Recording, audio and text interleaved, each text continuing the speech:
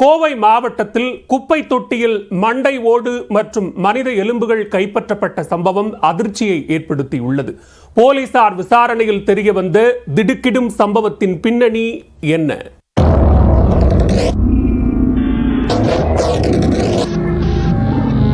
கோவை சுங்கம் பகுதியில் தூய்மை பணியாளர்கள் வழக்கம் போல் தங்களது பணியை மேற்கொண்டுள்ளனர்.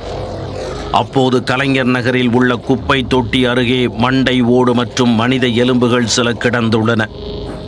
இதை பார்த்து அதிர்ச்சி அடைந்த தூய்மை பணியாளர்கள் உடனே போலீசாருக்கு தகவல் அளித்துள்ளனர்.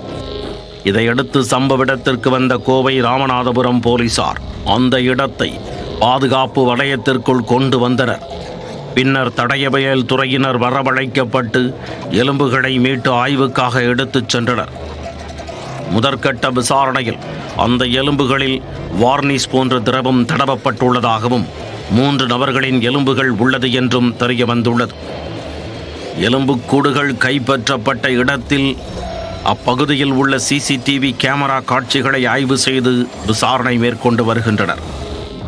மருத்துவ மாணவர்கள் செய்முறை பயிற்சிக்காக எலும்புகளை பயன்படுத்திவிட்டு சாலையில் வீசி சென்றிருக்கலாம் என்ற கோணத்திலும் விசாரித்து வருகின்றனர். பில்லி சூனியம் வைப்பதற்காக சுற்றித் திரியும் மாய மந்திரவாதிகள் யாராவது மனித எலும்பு கூடுகளை வீசி சென்றார்களா எனவும் சந்தேகம் எழுந்துள்ளது. வீடுகள் அதிகமாக உள்ள குடியிருப்பு பகுதியில் மனித எலும்பு கூடுகள் கண்டறியப்பட்ட சம்பவம் அப்பகுதியில் பரபரப்பை ஏற்படுத்தி உள்ளது. விசாரணையின் முடிவிலேயே மண்டை ஓடு மற்றும் மனித எலும்புகள் குறித்த மர்மம் வெளிவரும் என போலீசார் தெரிவித்துள்ளனர்.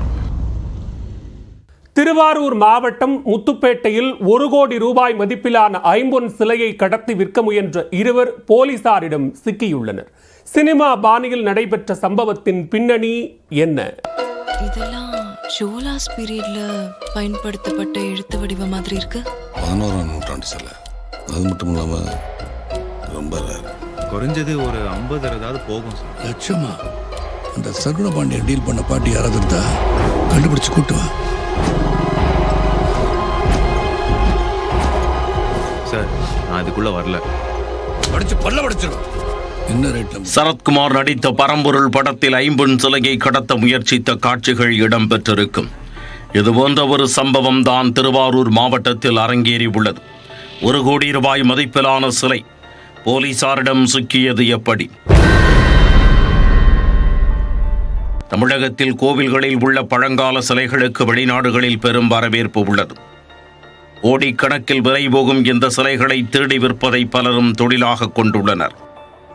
பழங்கால கோவில்களை குறிவைத்து ஊர் ஊராக சுற்றும் இந்த கும்பலைச் சேர்ந்தவர்கள் முதலில் கோவிலில் இருக்கும் சிலைகளை போட்டோ எடுத்து அதே போன்ற சிலையை செய்கின்றனர். அச்சு அசல் அதன் பழமைத்தன்மை மாறாமல் அதே போன்று சிலைகளை செய்வதற்கென்று சிலர் உள்ளனர். கோவில்களில் உள்ள ஒரிஜினல் சிலைகளை திருடும் கொள்ளை கும்பல் போலியாக செய்யப்படும் சிலையை அப்பகுதியில் வைத்துவிட்டு வந்த தடம் தெரியாமல் மறைந்து விடுவார்கள். இப்படி நூற்றுக்கணக்கான சிலைகள் தமிழகத்தில் இருந்து திருடப்பட்டு வெளிநாடுகளில் காட்சி பொருள்களாக வைக்கப்பட்டுள்ளன. இதுபோன்ற சிலை திருட்டு சம்பவங்களை கட்டுப்படுத்த காவல்துறையில் அதற்கென்று தனி பிரிவு தொடங்கப்பட்டு தீவிர நடவடிக்கையில் இறங்கி வருகின்றனர். அப்படி ஒரு சம்பவம் தான் திருவாரூர் மாவட்டத்தில் அரங்கேறி உள்ளது. திருவாரூர் மாவட்டம் முத்துப்பேட்டை பகுதியில் ஐம்பொன் சிலை ஒன்று கைமாற்றப்படுவதாக போலீசாருக்கு ரகசிய தகவல் கிடைத்துள்ளது. குற்றவாளிகளை பிடிக்க முத்துப்பேட்டை உதவி காவல் கண்காணிப்பாளர் விவேகானந்தன் தனிப்படை அமைத்து உத்தரவிட்டார்.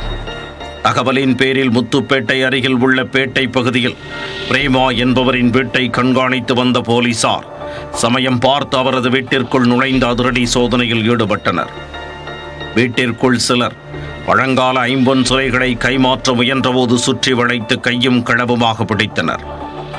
மன்னார்குடியைச் சேர்ந்த 46 வயதான பிரபு மற்றும் 24 வயதான அழகர் ஆகியோர் கைது செய்யப்பட்டனர். இதில் பிரபு என்பவர் சுமார் 1 அடி உயரத்தில் 2 கிலோ எடை கொண்ட ஐம்பொன்னால் செய்யப்பட்ட பெருமாள் சிலையை விற்க முயன்றது தெரிய வந்தது. அவர்களிடம் நடத்தப்பட்ட விசாரணையில் இந்த ஐம்பொன் சிலையின் மதிப்பு சுமார் 1 கோடி ரூபாய் இருக்கும் என மதிப்பிடப்பட்டுள்ளது. சிலை கைமாற்ற முயன்ற அந்த வீடு பிடிபட்ட பிரபுவுக்கு தெரிந்த பெண்ணின் வீடு என்பதும் விசாரணையில் தெரிய வந்தது. விசாரணைக்கு பின் இந்த சிலை கடத்தல் சம்பவத்தில் தொடர்புடைய தங்கமணி என்ற மற்றொரு நபரையும் போலீசார் கைது செய்துள்ளனர். இந்த சிலை எங்கிருந்து திருடப்பட்டது, யாருக்கு விற்பனை செய்ய முயன்றார்கள், சிலையை வெளிநாட்டிற்கு கடத்த முயன்றார்களா என பல்வேறு கோணங்களில் போலீசார் விசாரித்து வருகின்றனர். சினிமா பாணியில் ஐம்பொன் சிலை கைமாற்ற முயன்ற சம்பவம் அப்பகுதியில் பெரும் பரபரப்பை ஏற்படுத்தியுள்ளது.